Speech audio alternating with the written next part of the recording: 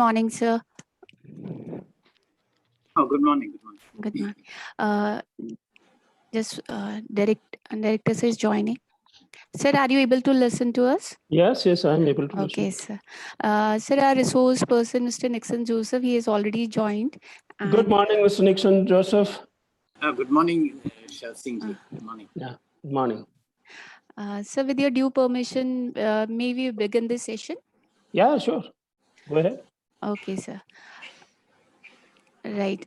So good morning, everyone. We welcome to the Prestige Institute of Management Gwalior webinar on CSR in changing times. And I thank you for taking time to join us for this hour. Sure. My name is Tarika Singh and I'll be a moderator for today along with the team of students. And before we begin, I do have a few housekeeping items to go through. Now, as we are with the presentation and discussion part, and it is going to last for an hour. So all the participants, they are presently in the list. And please place yourself on the mute. And if you want to communicate, please type in the chat box, which is there on the right side of your screen. And this will ensure the smoother communication where all the question will be addressed directly through the chat box function. And please feel free to forward any question you may have while the webinar is in progress via chat box only. And we'll try to answer all your questions in the order they are asked at the end of the presentation. We have already received a large number of questions from the participants while they have registered. So if we are unable to get your question done by the end of the hour, we'll be in touch with you sometime later so that you get the answers of your questions. And starting with the webinar, so today we are for all the chance to connect far and learn about very important topic at the time when it's especially crucial to educate ourselves. This session is to help participants, academicians, and students to understand the transformation companies are undergoing as they look to build the socially conscious companies of tomorrow. And to discuss this with us, we have a great social impact leader with us to share and deliberate what companies are learning and doing in CSR as this crisis is going on. And I hope to have deliberations over the present and the future challenges in the fast changing environment. Before starting with the resource person, I'll request our Honorable Director, sir, to give his welcome address. Please, sir. Good morning, everyone. Am I audible? Yes, sir. Yes.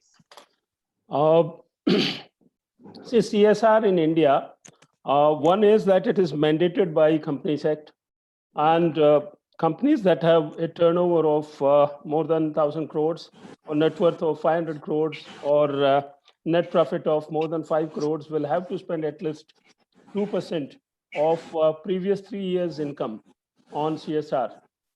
So that is one part that officially the larger companies will have to spend some money on CSR. They have to set aside amount and that has to be spent on CSR activities. And therefore, and it is also essential that they need to have committees, CSR committees that would oversee these CSR activities. So that's one part that is at all times. But COVID-19 or Corona has actually created unprecedented times. And in this unprecedented times, companies in their own way have stepped up their CSR activities. In fact, the income of all the companies have shrunk considerably. They themselves are facing a lot of trouble, but at the same time, they have taken it upon themselves to ensure that their CSR activities, instead of getting contracted during this COVID-19, so that people can be helped. One way the companies have been conducting or carrying out CSR activities through spread of information about COVID, ensuring that everyone learns how to conduct themselves during COVID period, distancing, etc. See, world over, if you look at few companies have even changed their logo. If you look at McDonald's, they've separated their M in two parts, showing the distances. Even Other companies have also changed their logos to show that distancing. But back home in India, also there are large number of companies that have actually contributed a lot during this. One through Prime Minister's Relief Fund or Prime Minister Care, PM Care Fund, which directly PM Care Fund is directly only for COVID. This relief fund can go to any different activities, but then Prime Minister's Care Fund is all created only for COVID-19, so that a large companies have contributed to that fund. That's one way of going for CSR. Another way of going for CSR is that companies like Reliance, etc., they've provided 100-bed hospital, providing food to a large number of people, and so on.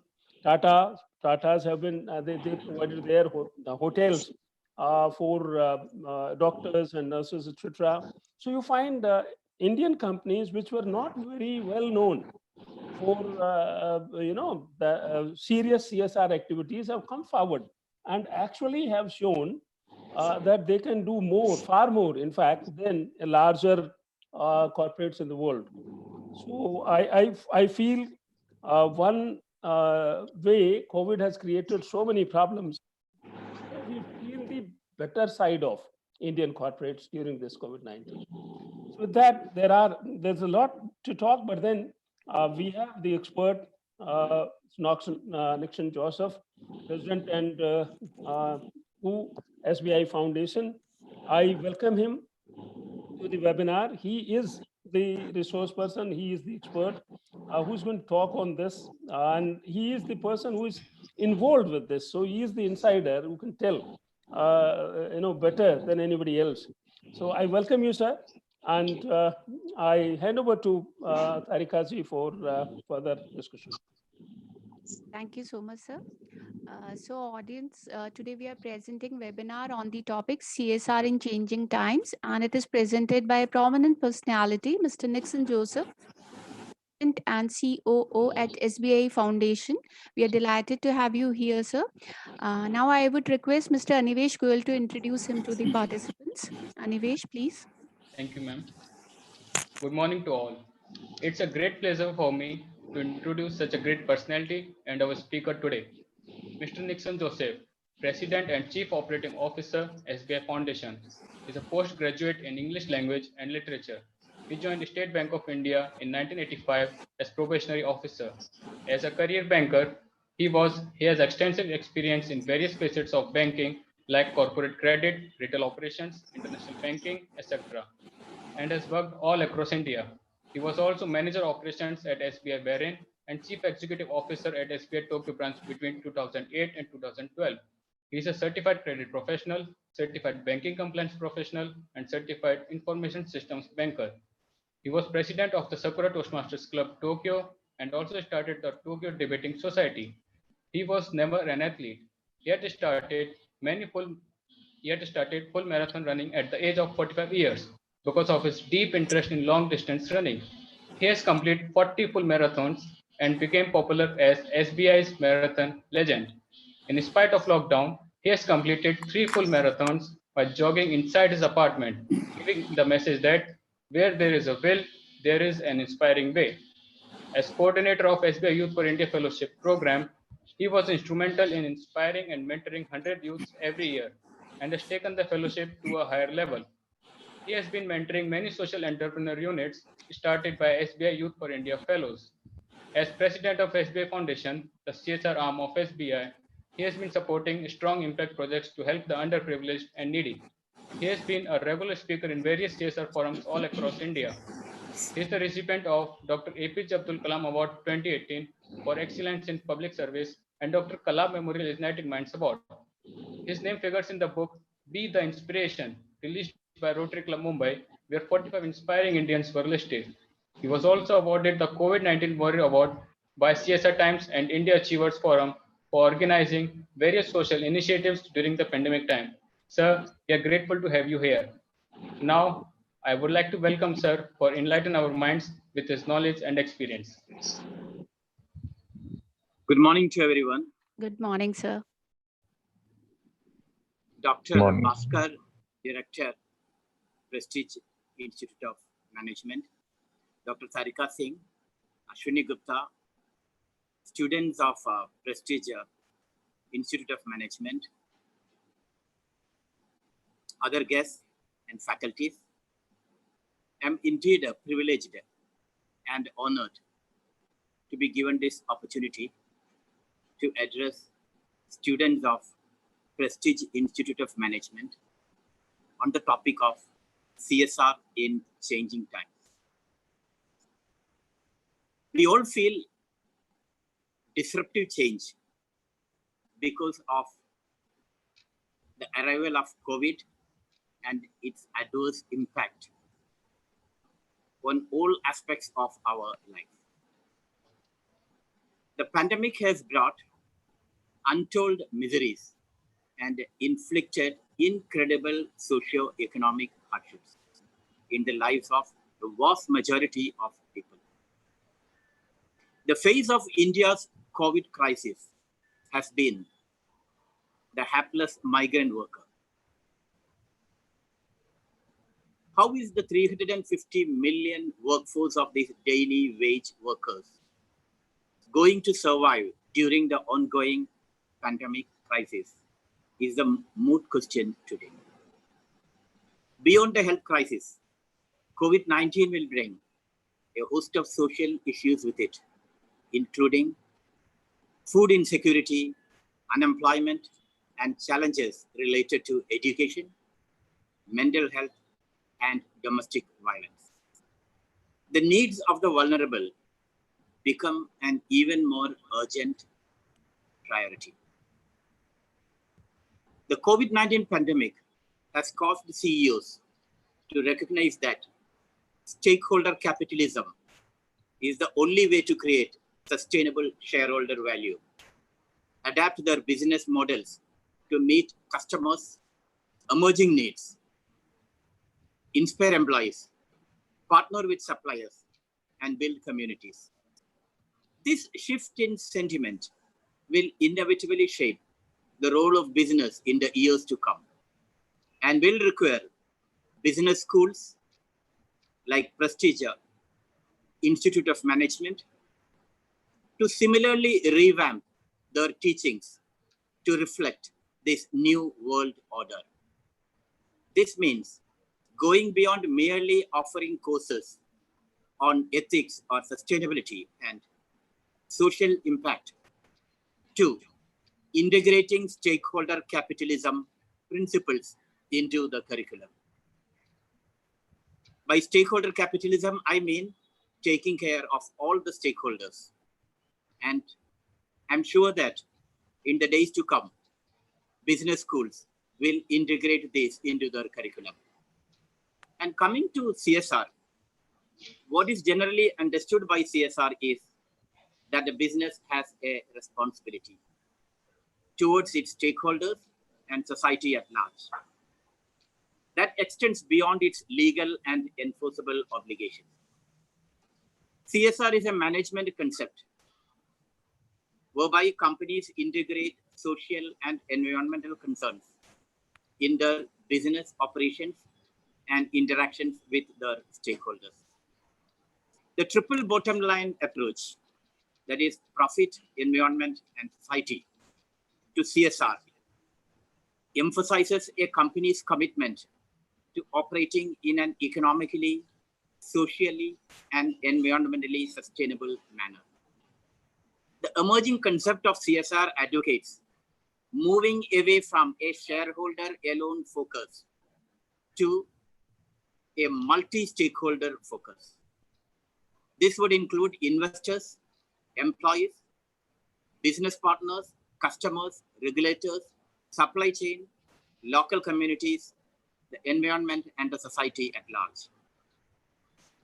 CSR has evolved in India over the last few years from being voluntary, philanthropic, and unsystematic to organizations instituting structured and strategic programs to contribute towards causes that enable the welfare of society as a whole.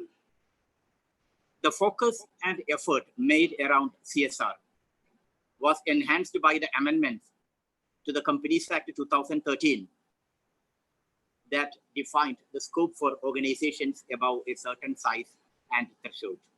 Your director has already touched on that.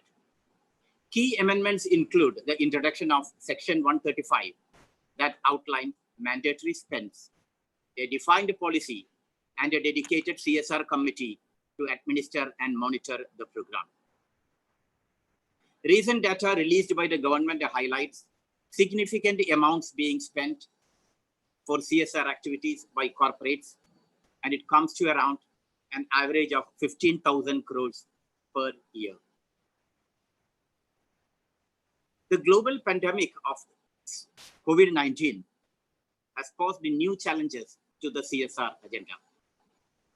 Since the COVID-19 pandemic reached India, the focus of NGOs and foundation CSR funders has been correctly on addressing immediate relief activities, from providing food supplies to migrants to giving targeted support to end beneficiaries.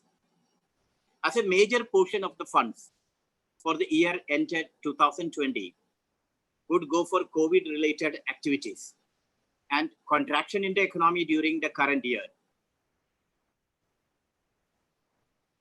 it would lead to steeply reduced profits for the year ending 2021. It means that other critical social sectors like water security, sanitation, sustainability, non-COVID healthcare, arts, sports, and nutrition may take a backseat in the short to medium term. And this brings a lot of implications for NGOs, who are the significant implementing agencies. While the exact magnitude of by which CSR funding will reduce is not clear, it is important for NGOs to start thinking about how to significantly reduce costs while maintaining key capabilities, so that your work in core areas can ramp up when the CSR funding returns back. The near and medium term focus of CSR funders is likely to be COVID-19. So it is important to think about what your NGO can do in that context. It would also be important to leverage your on ground presence to learn about new and emerging needs and to think about how you can address them. For instance, if you focus on building awareness for preventive health, you could address misinformation related to COVID-19 and provide guidelines to the community. Similarly, if you are a skilling organization, you could work with your CSR funders to identify sectors for which the demand is likely to be high after the lockdown and start preparing for this. All this means NGOs have to change their operating model. There may be a need to rethink delivery. For example, how will you deliver your program while maintaining social distancing norms? In a community, if a community you are working becomes a hotspot, how will you continue to support it? How can you leverage digital communication tools? These are the questions NGOs should be concerned with.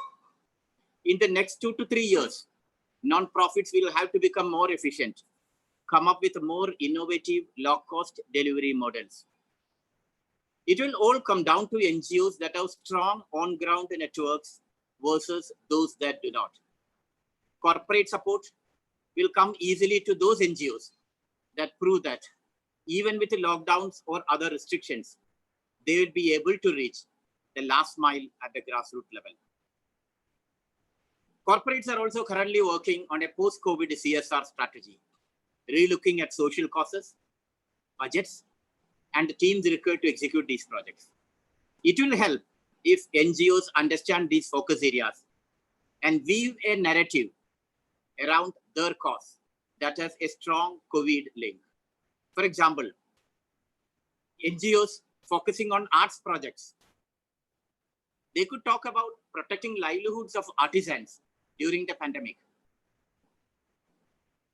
while those working in the education for the vulnerable could focus on helping their beneficiaries adapt to the digital shifts.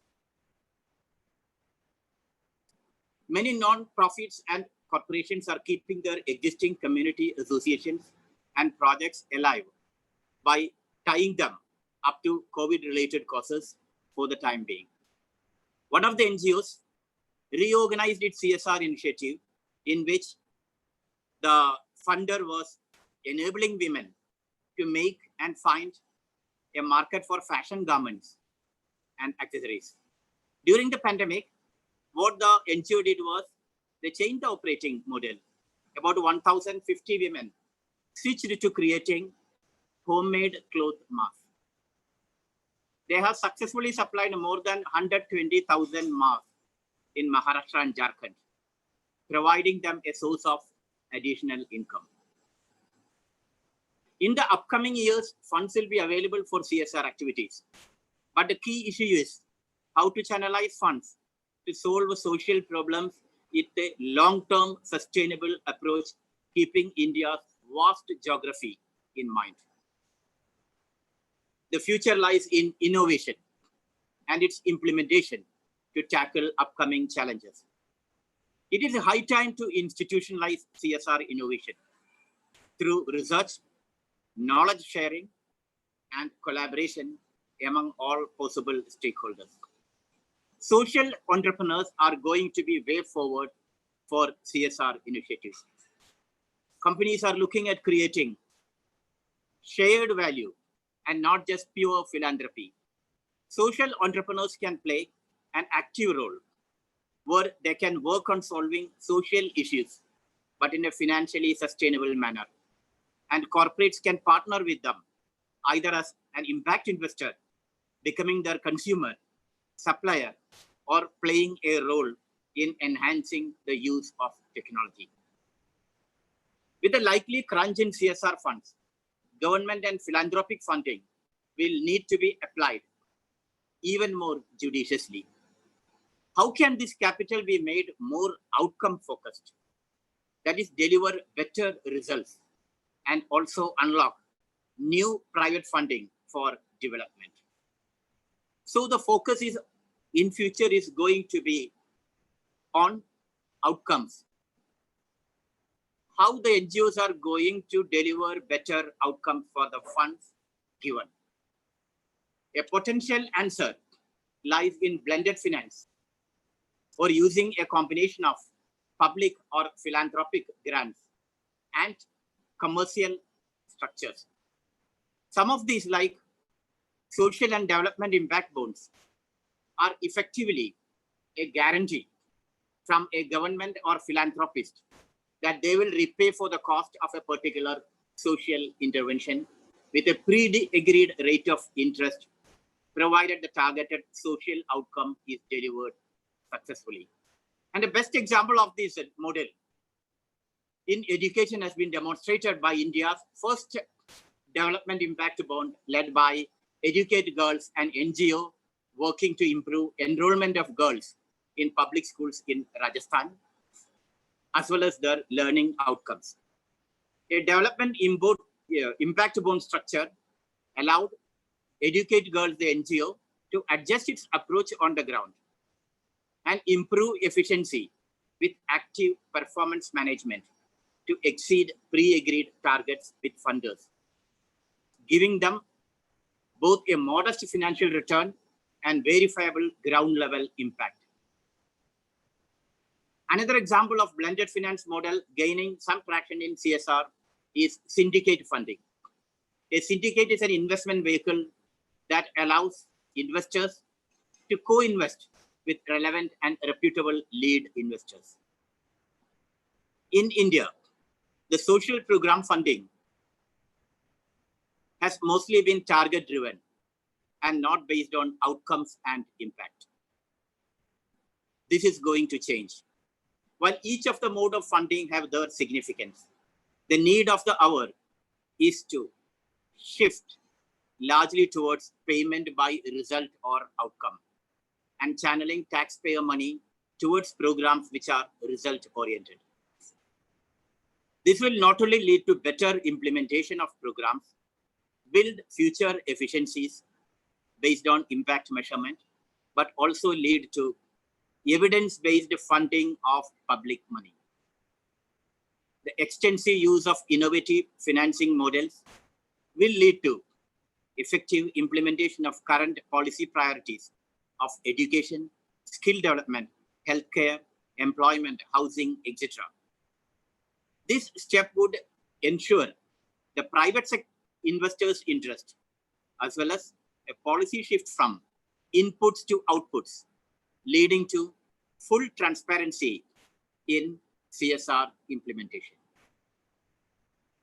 Coming back to SBI Foundation.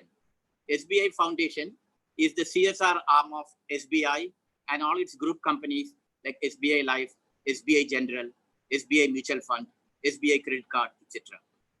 This has been formed in 2015 to have CSR activities in a project mode. And our vision is to bring a positive change in the lives of the marginalized and the vulnerable. To achieve that vision, we have a few flagship programs. And first one is SBI Youth for India Fellowship. SBI Youth for India Fellowship is a platform provided to highly educated urban youth to work at a grassroots level for a period of 13 months. We have partnered with NGOs. We give absolute freedom to the fellows to intervene in whichever area they want. And they come out with successful, sustainable projects within the 13 months fellowship period. And I'm very proud to tell that more than 70% of the youth who join as fellows continue in the development sector. Because development sector is handicapped by not having highly educated human resource. And our aim of the fellowship was to provide highly educated youth to the development sector. This year, we got 50,000 applications from all over the world for the 100 fellowship opportunities. We have shortlisted 800 candidates, and now on the interview is going on. I just left the interview room and come to address you all. I'm very proud to tell that students who have studied in Harvard University, Oxford University, youth who are working with firms like TCS, Infosys, PwC, Boston Consulting Group, Bank of America, Chartered Accountants, highly paid youth, all are leaving their lucrative jobs to give back to society, to bring some change amongst the village communities and to do something for India.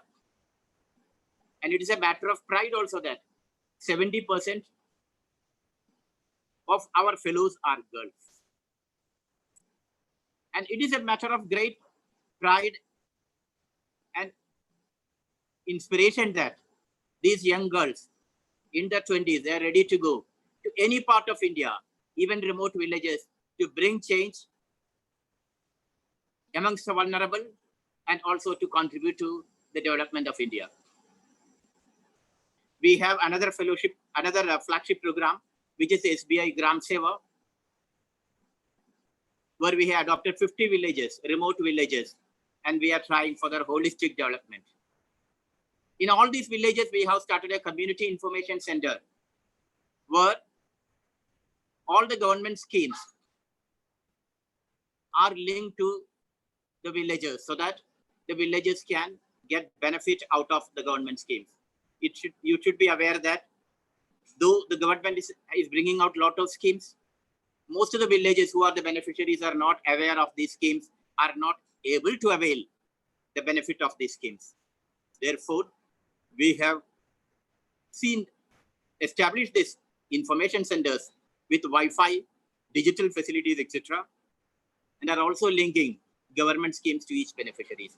We have the Center of Excellence for persons with disabilities, where we are trying to empower the disabled people, removing their barriers to employment and employability.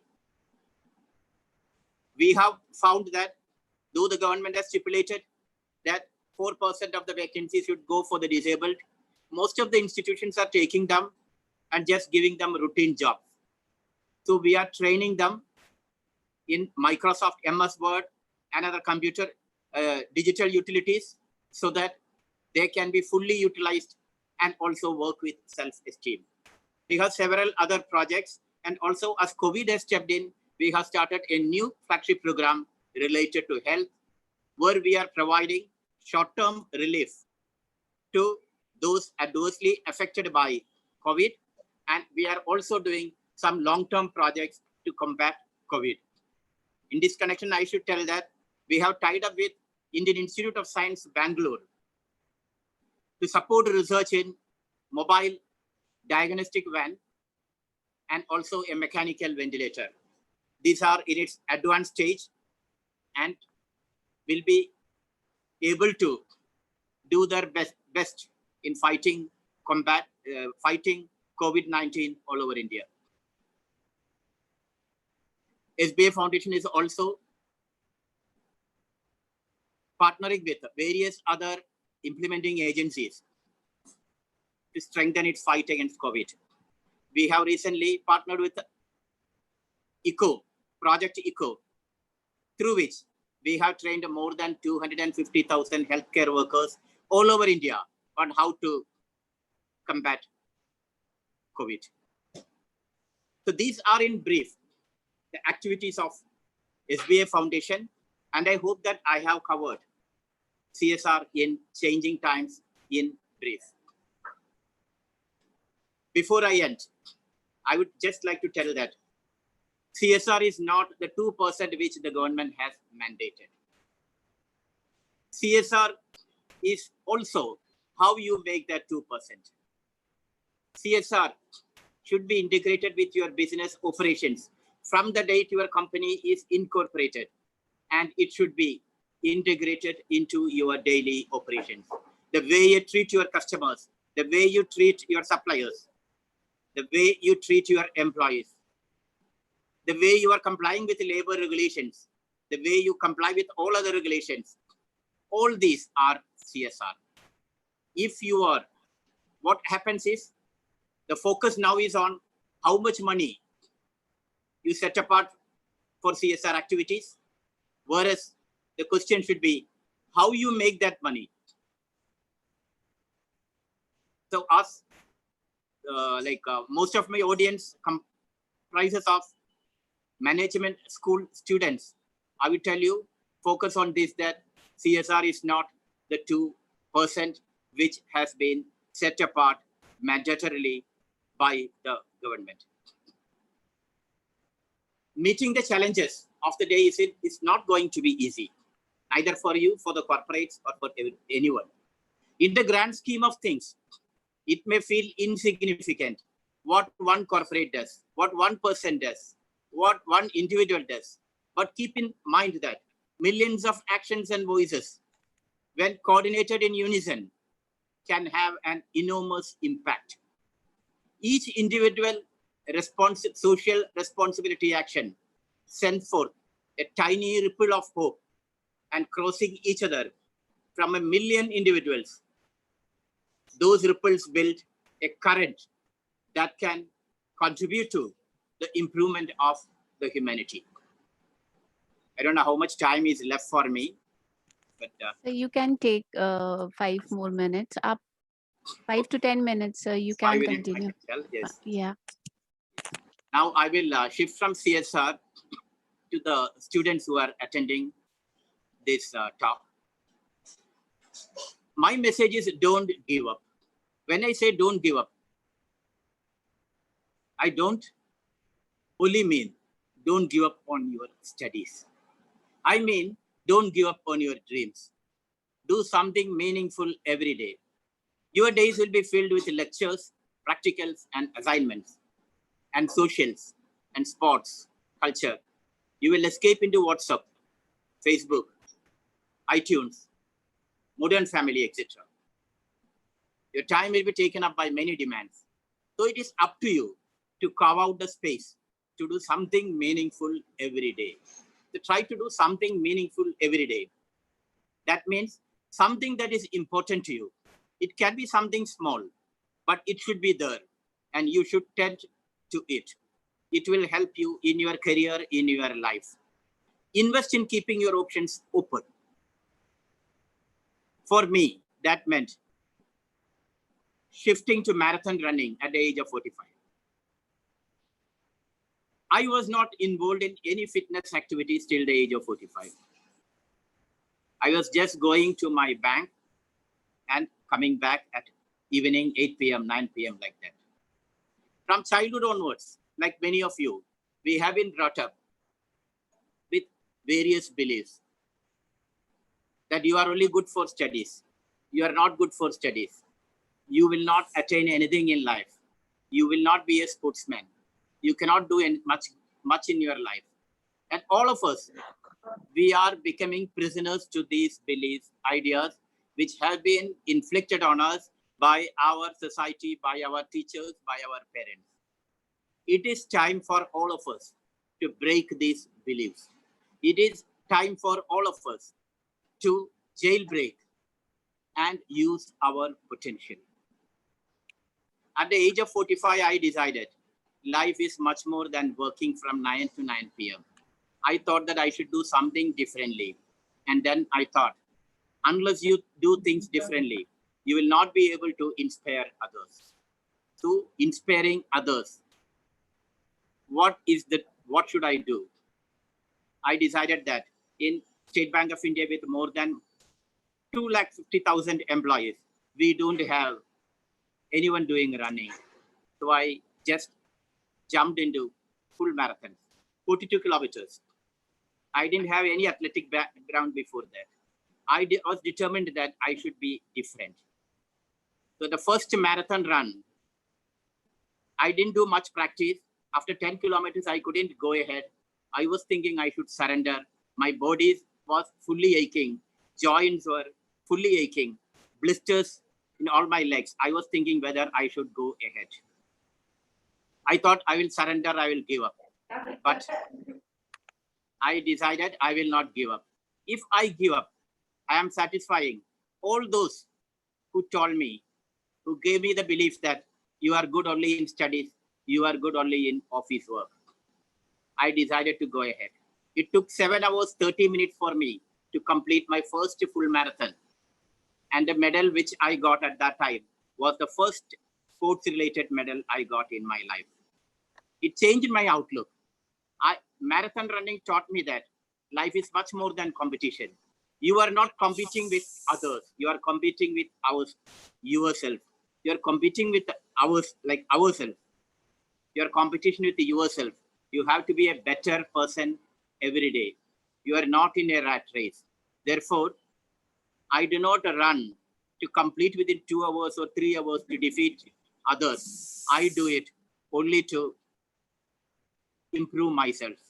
And I should tell that I don't take the stress of banking to running, nor running to my workplace. I enjoy both. What I wanted to tell you at this moment is that we should be able to enjoy what we do.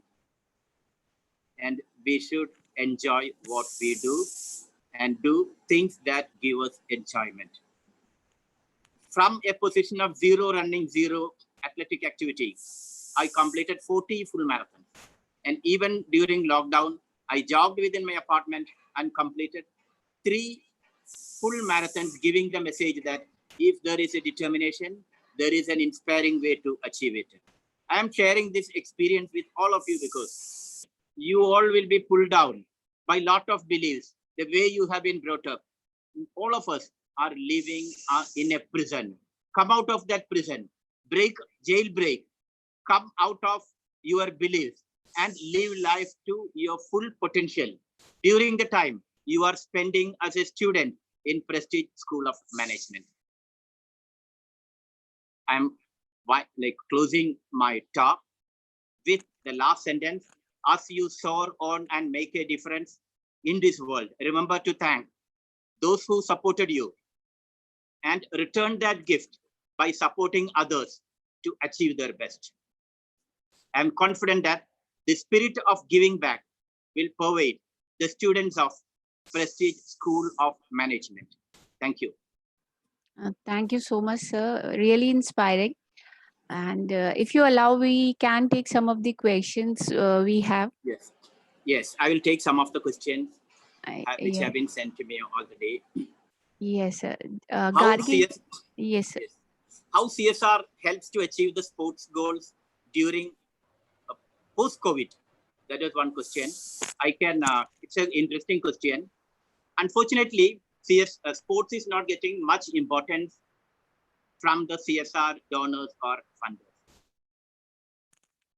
Without realizing that sports is as important as education.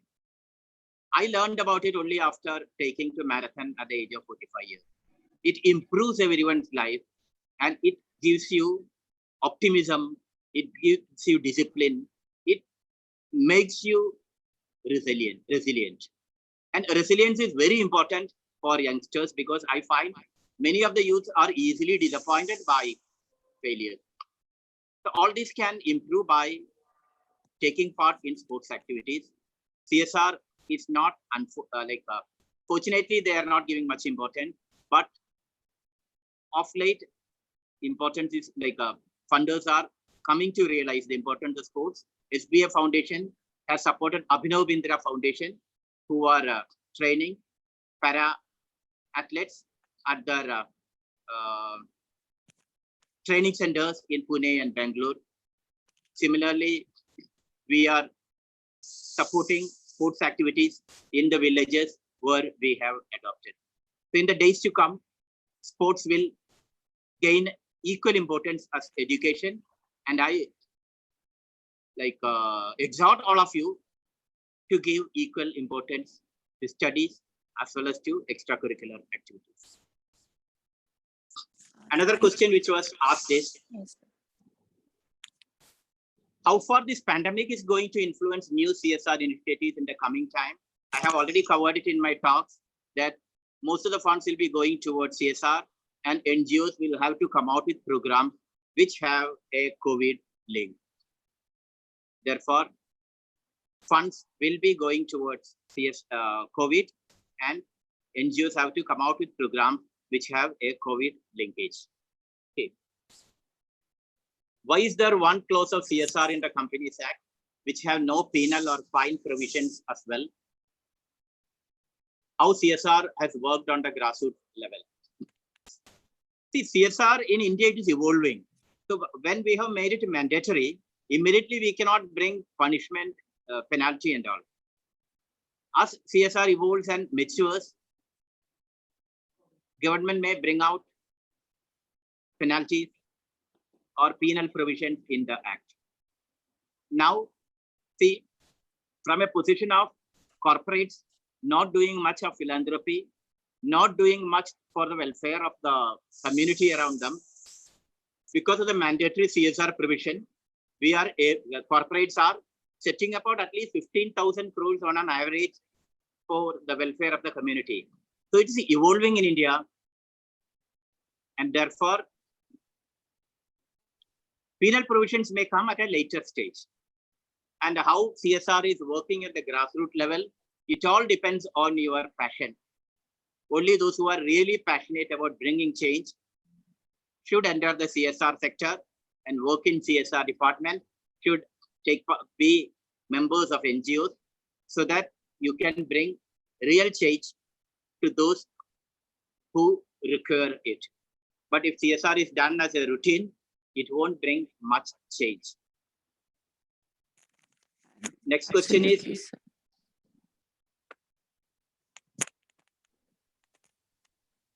how does a CSR prove functional and effective in the absence of proper social audit mechanism? See, of course, not much audit is happening in the area of CSR, but then as it evolves, audit will happen.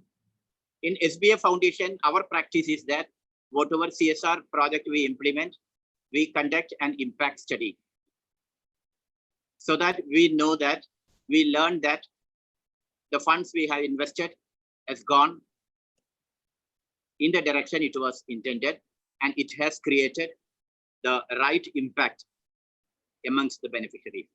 Similarly, many of the funders, donors have started doing impact study in a greater way. Therefore, this will serve the purpose of social audit. Right, sir. Any more questions? Yes, sir. So, Piyush Bansal, do you want to ask any question? Piyush? Yes, ma'am. Yes, please. Yes, ma'am. Good morning, sir. This Good is morning. Piyush Bansal. Sir, I would like to ask one question on the behalf of the. So my question is, what is the major role of the corporate social responsibilities of company during the times of pandemic for the tourism industry of India? See, it's not only tourism, but all the sectors Hello. have been adversely affected by COVID. So the immediate response of all the corporates was providing short-term relief, like providing food, ration kit and all to those affected by the COVID. And many of the corporates are also chalking out long-term projects like taking care of the livelihood of the migrants, improving livelihood opportunities, etc. It's not only during a pandemic, but even otherwise, CSR can do a lot in tourism industry. Tourism industry is lacking persons with adequate skill. So CSR funds can be used to develop such skills, such expertise amongst the youth. CSR funds can be used to support traditional arts, handicrafts. CSR funds can be used to support eco-friendly constructions, promote eco-friendly habits. So various ways CSR funds can be used to support the tourist industry. And during COVID times, I have found that some of the foundations have even helped in transforming hotels into hospitals. I hope I have answered your query. Yes, sir. Thank you so much, sir. Sir, there are people who have joined via YouTube as well. So I would like Vaishnav, can you please come up with some questions which are there on YouTube comment box? Good morning, sir. Good morning. Sir, my name is Vaishnav Rai, pursuing MBA. Yes. And sir, there is a question of students that I have a question that linking to international CSR standard. There is a link to international CSR standard. I think the person wants to ask like how Indian CSR standards they are linked to the international one. See, all over the world, CSR is evolving. And like in all those countries, like only very few countries, I think hardly 2 or 3, like India, Indonesia, have made CSR mandatory. And that is a great improvement. That is a giant step compared to what is happening in the international level. That we are compelling our corporates to set apart profit for CSR activities. In various ways, foundations are also in touch with foundations operating abroad and adopting many of the best international practices. That is how impact study of projects, monitoring of the projects, then also integrating CSR into the business operation. That is also evolving in India. As I told you, this could be like but what happens is that from my experience, I feel that India is at almost the same level in terms of competence and intensity as far as CSR is concerned when we compare with international level also. True, sir. And one thing I would tell please. here is that be it in India or international level, the core thing is, are you passionate about what you are doing? From the board, from the top executive down to the lowest grade worker, are you passionate about CSR? If you are passionate about CSR or sustainability, you will be integrating into your daily operations. Otherwise, whatever CSR policy we show in our display in our website, display in our board, or we project in our annual reports will be of no use, and the public will, civil society will see through it very easily. Because even international companies, I have found many of them with extensive CSR policies have been caught unawares. They have been found not doing their best to all the stakeholders. True. So with your permission, we may take 2 more questions. Like, Yes, I understand. Aditi, we have more questions on YouTube. Can come up some, Aditi? Ma'am, Aditi, I think has some technical issues. Okay, no issues. Gargi, can you please take up this question? Yes, ma'am. Good morning, sir.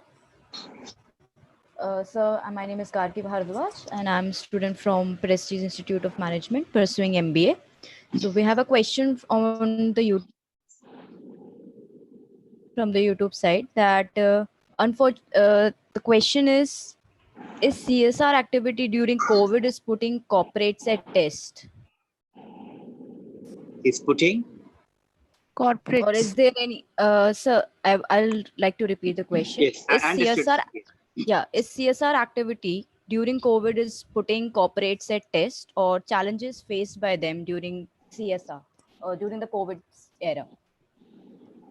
See, corporates are facing host of challenges because no one anticipated such a pandemic. So most of the corporate, they suddenly find disruption in activities.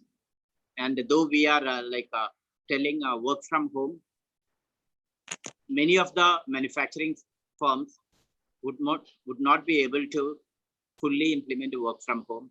It's only certain sector services will be able to implement the work from home.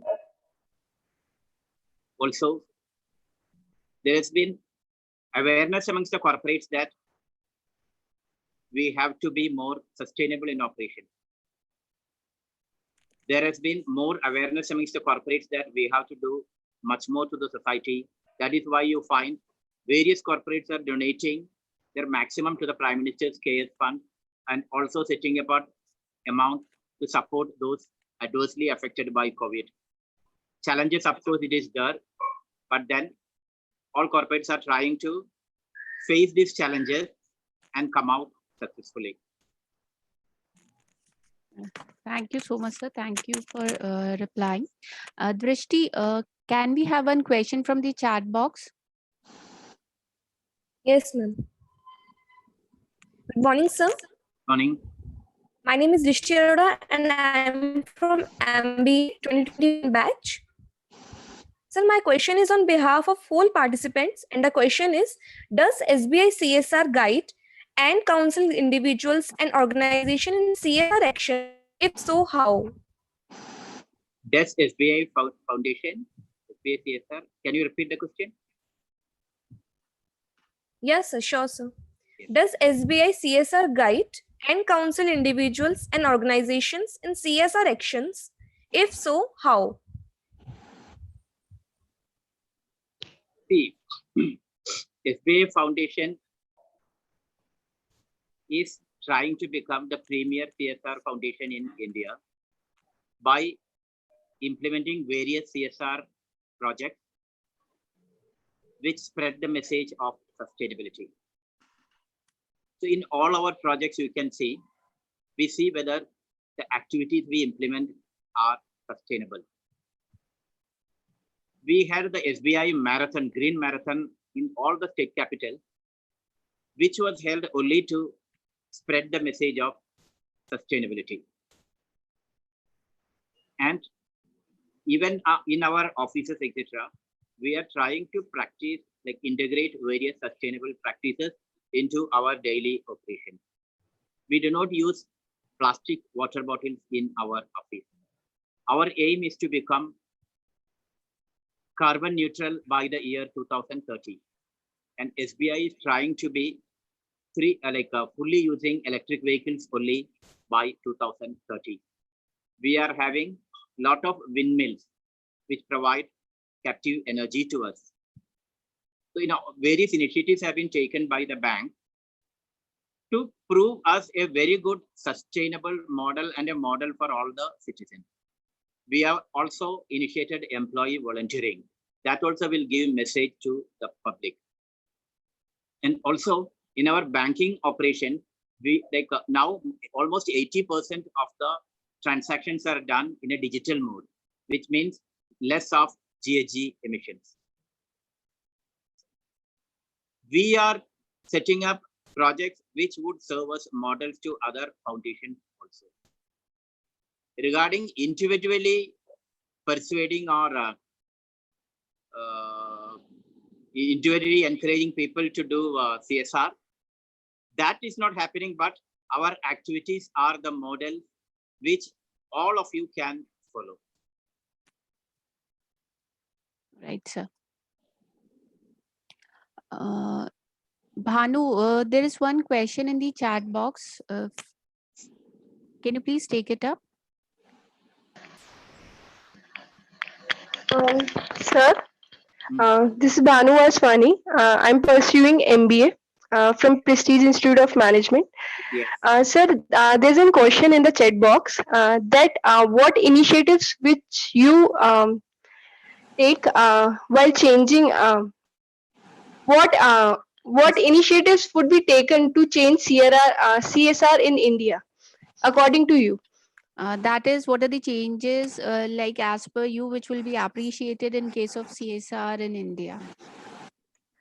As I told you, CSR in India is evolving from a stage of philanthropy, donations, one-time donation. Now CSR in India is mostly concerned with the activities in a project mode. So funds are going to support be it children's education, women empowerment, livelihood. Funds are going into those sectors.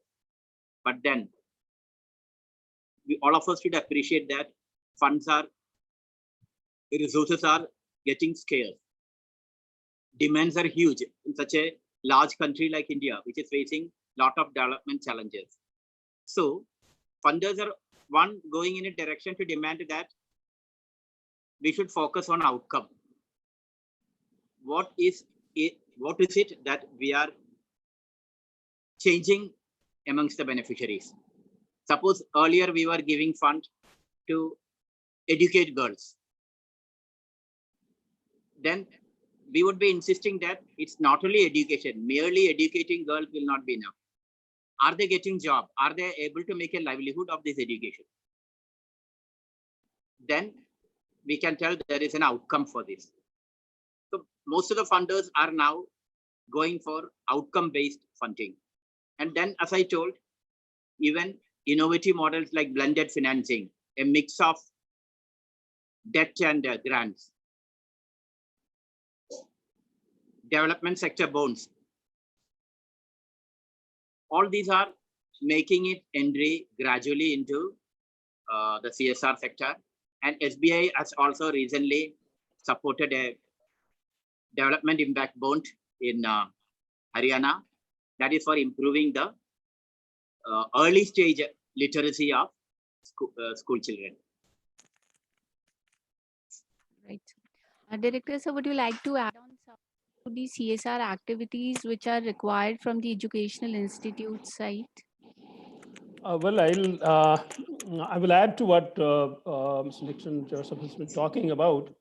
Okay, sir. See, the quality of education is seriously lacking in Indian schools. In fact, up to even higher education. Specifically, if you look at government schools, the teachers don't go to the school, they don't teach students, and majority of even in villages, wherever students could get access to private education have been moving to private schools. Of private education is quite high. And in villages, the income being that low, everyone cannot afford to go to private schools. A large number of students coming through government schools do not have adequate knowledge that is required. A 10th standard student or 8th standard student is not able to talk in the language, even if it's a Hindi speaking state, cannot make a correct Hindi statement. Or if he has been studying English, he cannot make a sentence in English. Now that shows what is the level of learning. So what CSR activities have to ensure that these villages, these students who are studying in government institutions, they get the kind of support that is required. Everyone can't afford private school education. I would tell you, schools also, not more than 10% schools actually provide good quality education. Remaining 90% are there only to earn from education and are not there to educate students. So there is a huge requirement there of CSR. And I'm pretty sure corporates are looking at it as a very important opportunity, because if you are looking at skilled people, skilled manpower, how is skilled manpower going to come? Unless these schools, institutions improve and they provide quality education, they develop students to the requirement of the industry, how are competent people being able to, organizations being able to get competent people? So I'm sure it's a win-win situation. One, that they can carry out CSR activity, and two, in the bargain, they can get good for working in their organizations. I'm sure that there's a huge requirement as well as opportunity there. Sir, I Ji, would sir. like to tell in this connection that Ji, what you had told about education is highly relevant. ji, Quality education is very not up to the desired level. true. Many of the schools.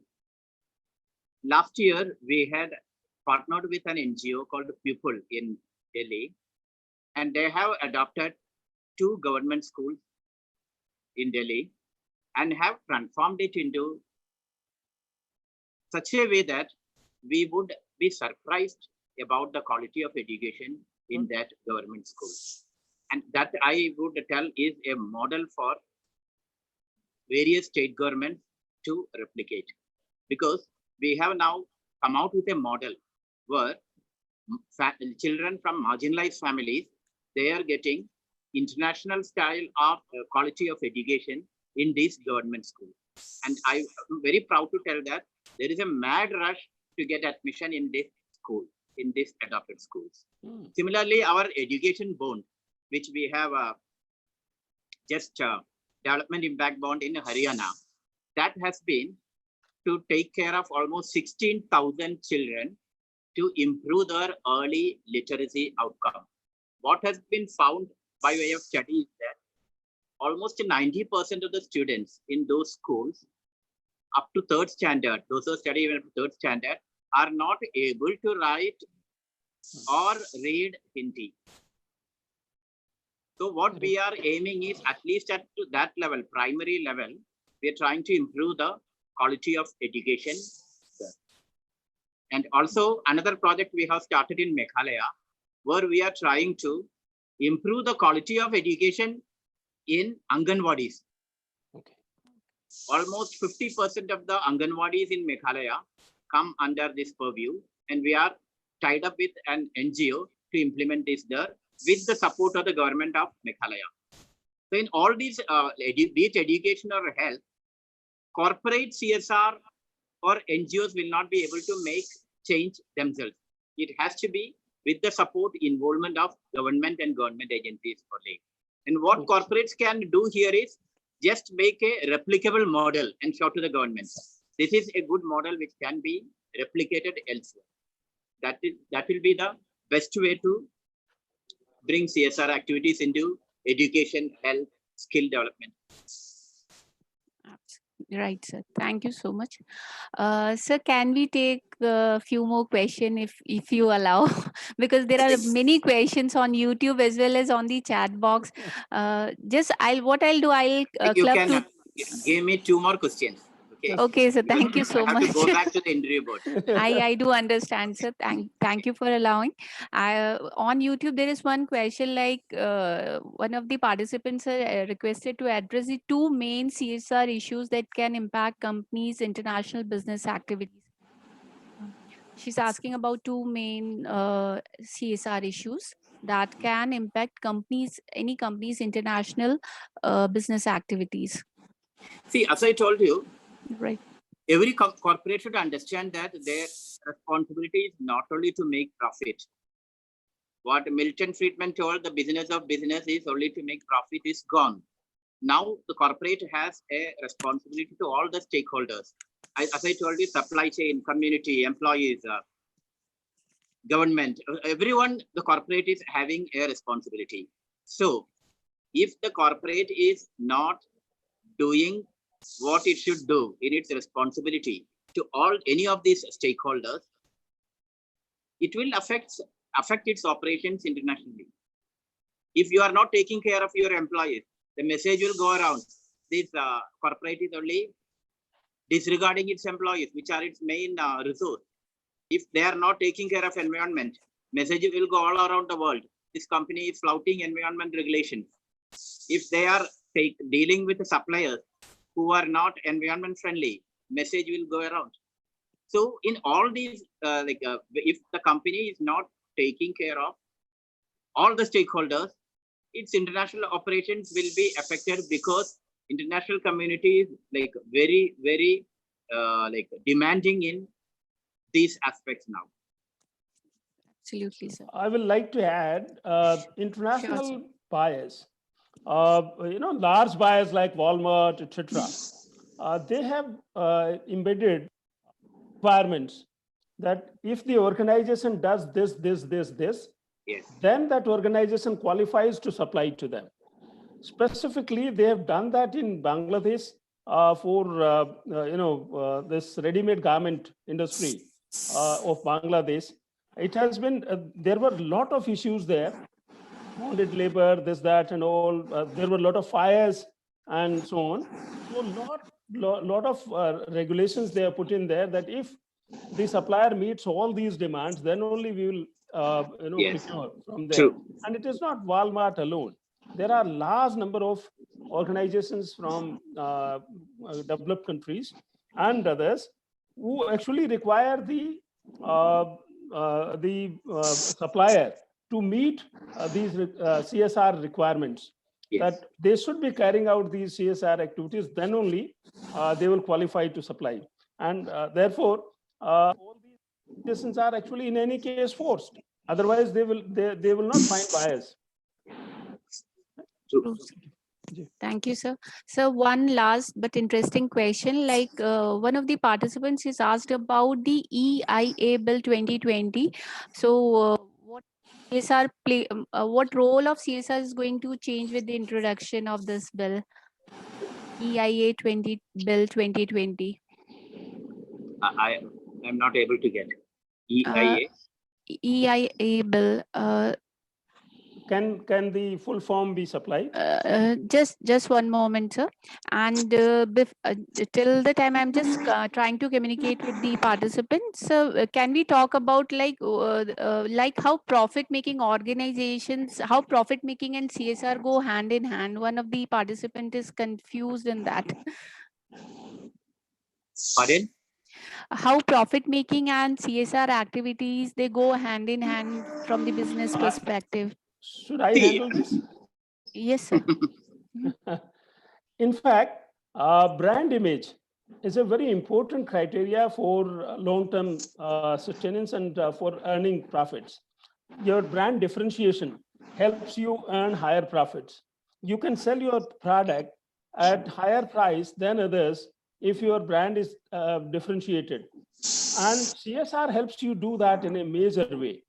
That means if we are, if people know that you are doing a lot of service, social responsibility activities, then your brand is seen as a welfare brand.